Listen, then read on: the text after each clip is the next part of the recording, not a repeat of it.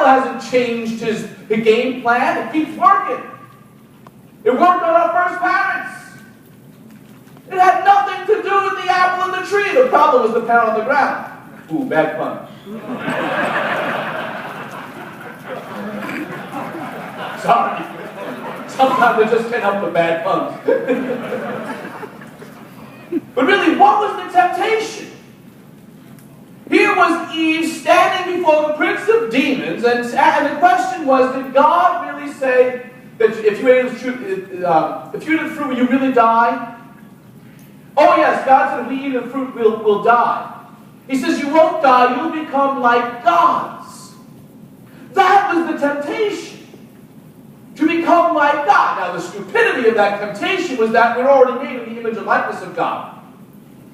But in the devil's lie was that if I take that fruit of the tree and eat it, I can decide for myself what is right or wrong. I can be my own person, do my own thing, not have to listen to some God up there. I can do what I want, live how I want, and be free. And picking that fruit of the tree and eating it, she passes it off to Adam. Now, I know we all like to blame Eve. I always, when I give this talk, and there's a lot of women, I always say, God created Adam and said, I can do better.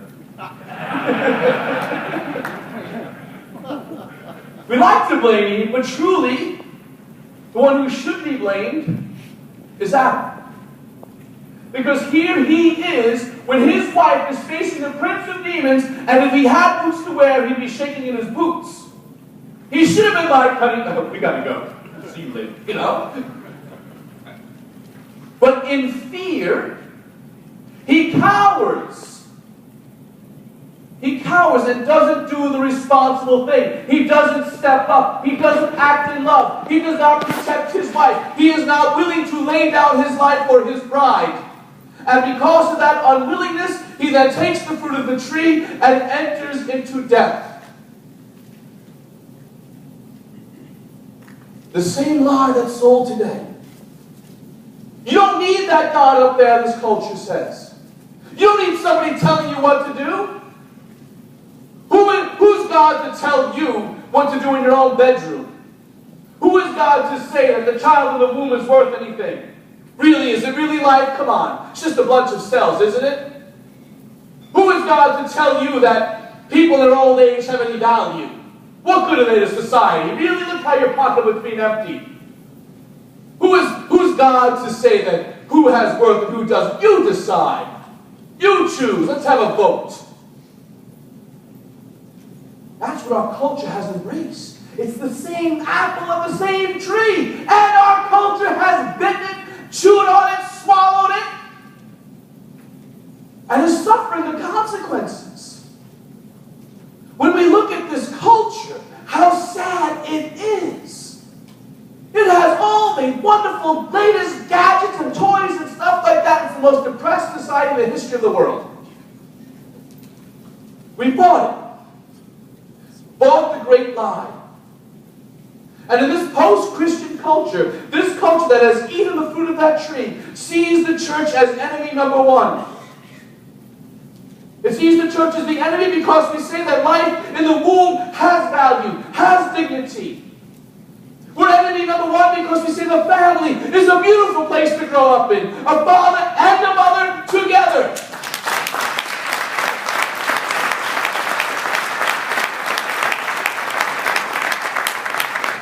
We're enemy number one because we even say that sex is something sacred and something beautiful and something good.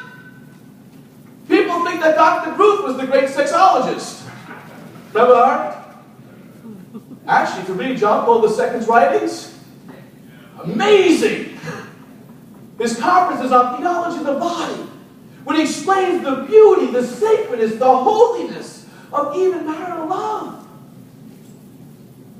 And the church proclaims this beautiful truth, but the world goes, no, I've eaten the apple, I'm going to take this one over here. The enemy, and this culture sees the church as the enemy because it sees the elderly as people who have value, who have dignity. They said, no, that's an imposition on my pocketbook to take care of those people who really don't do anything anyway. They just lie there. They're just suffering. What are they really contributing to society? And we say everything.